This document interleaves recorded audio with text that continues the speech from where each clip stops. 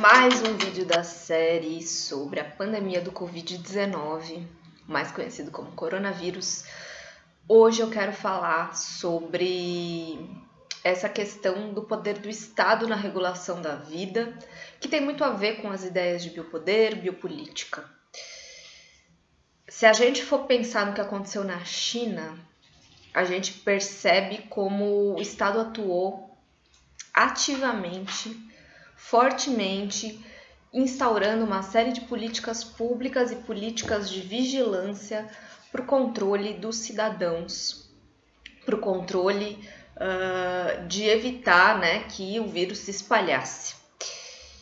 E aí tem uma série de questões para a gente discutir sobre isso, sobre a questão do biopoder, da biopolítica, e que envolvem diretamente o pensamento Foucaultiano.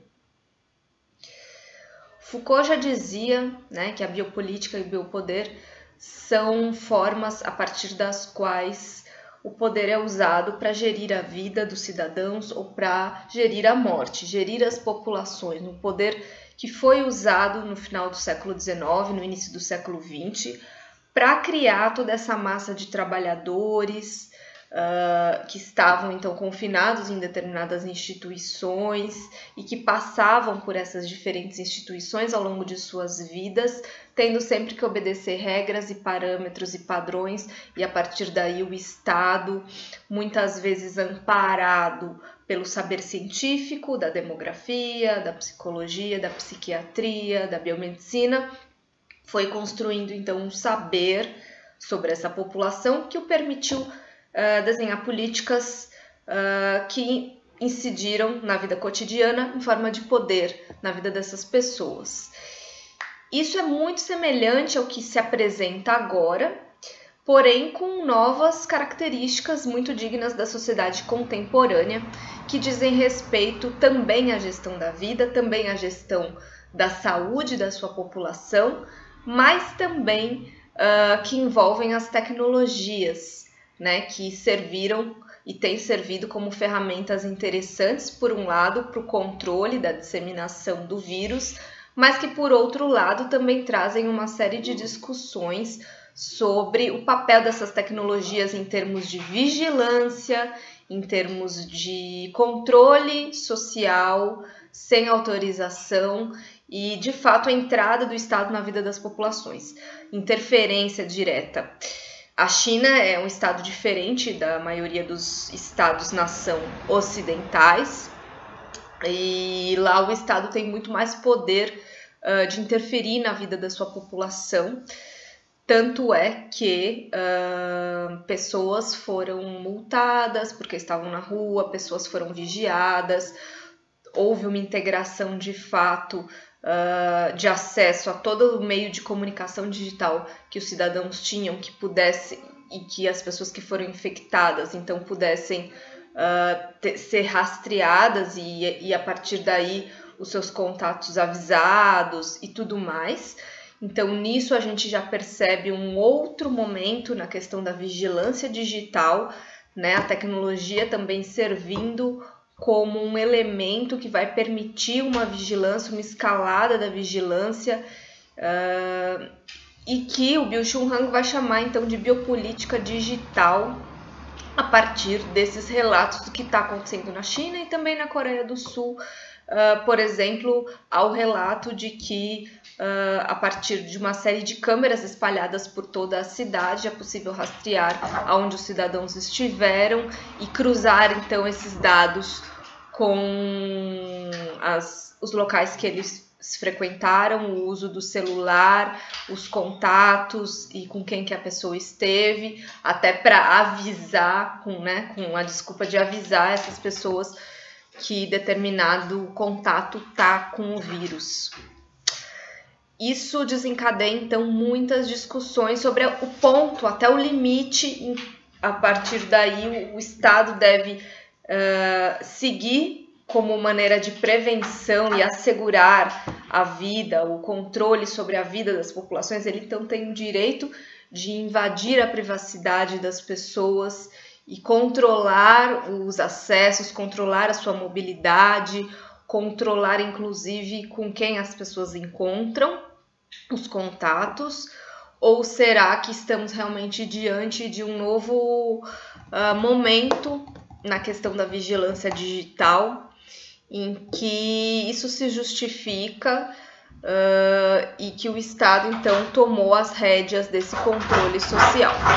Inaugura-se, então, um outro momento no que Byung-Chul Han cunhou como psicopolítica, uma vez que a gente vê um retorno,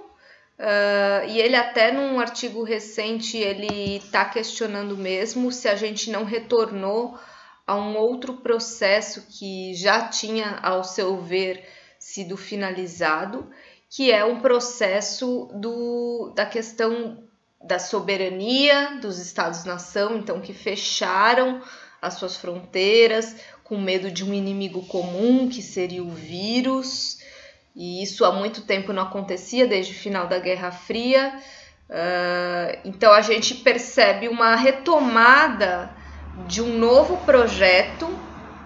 em que o poder está presente, né? Novamente, regimes disciplinares de controle da vida, de gestão dos corpos, de gestão da vida, de criar uma normatividade, regras e fazer as pessoas obedecerem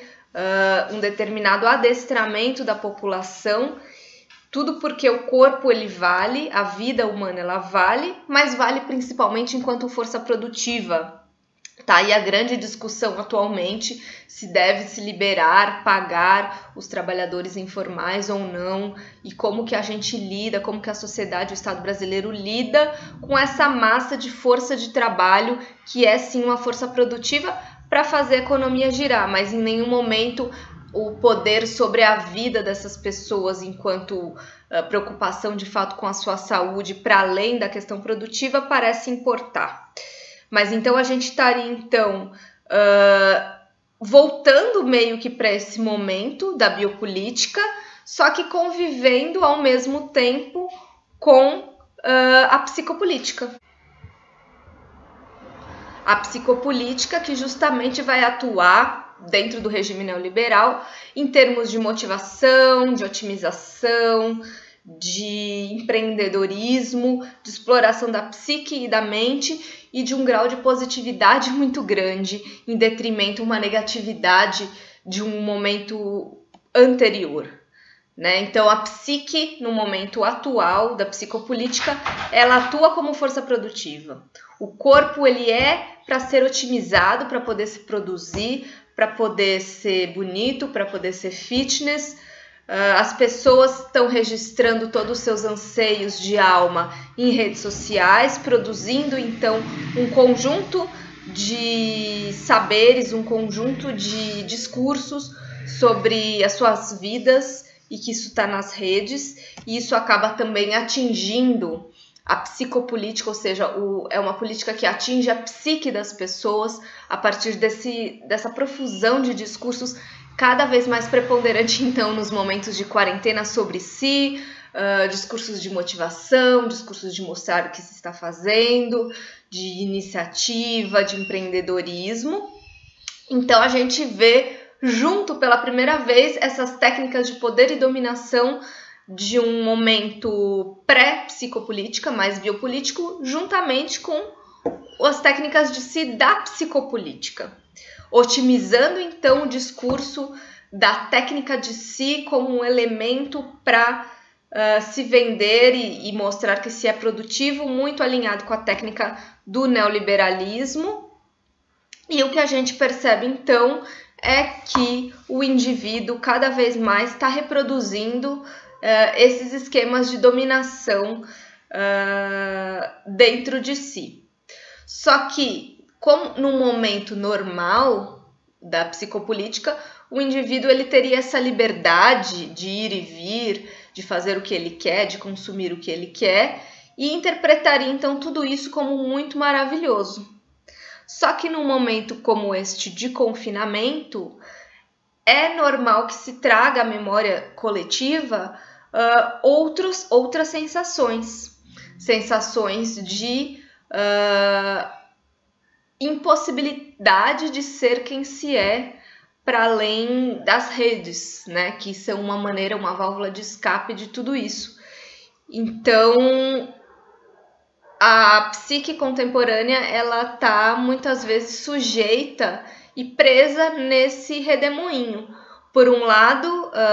um discurso sobre a positividade, a necessidade da positividade, por outro, outros discursos sobre a negatividade e a sensação de aprisionamento e falta de liberdade.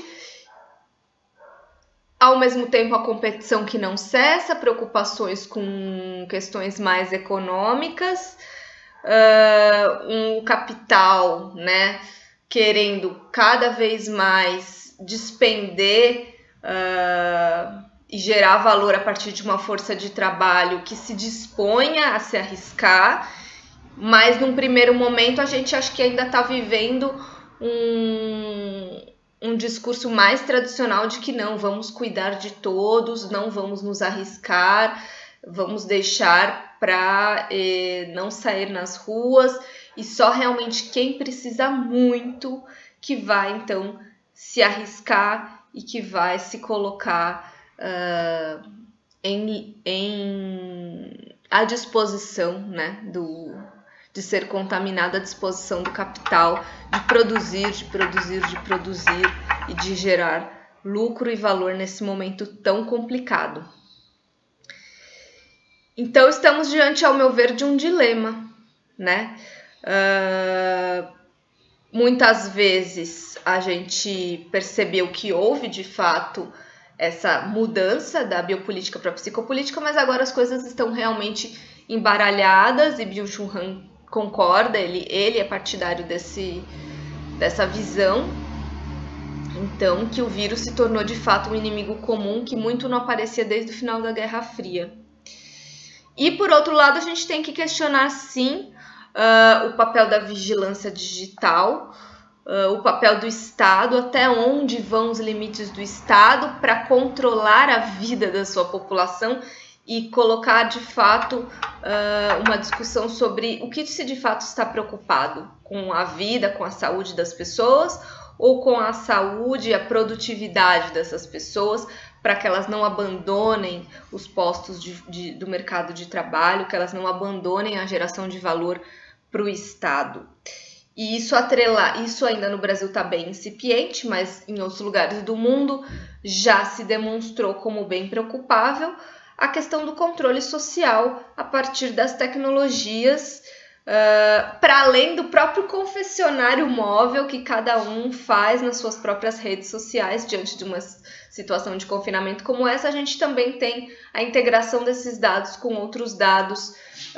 que permitem um controle social da população que resolve resistir e não obedecer, não acatar as orientações do Estado. É isso, mais um tema para discussão. Fico aguardando o comentário de vocês. Até a próxima.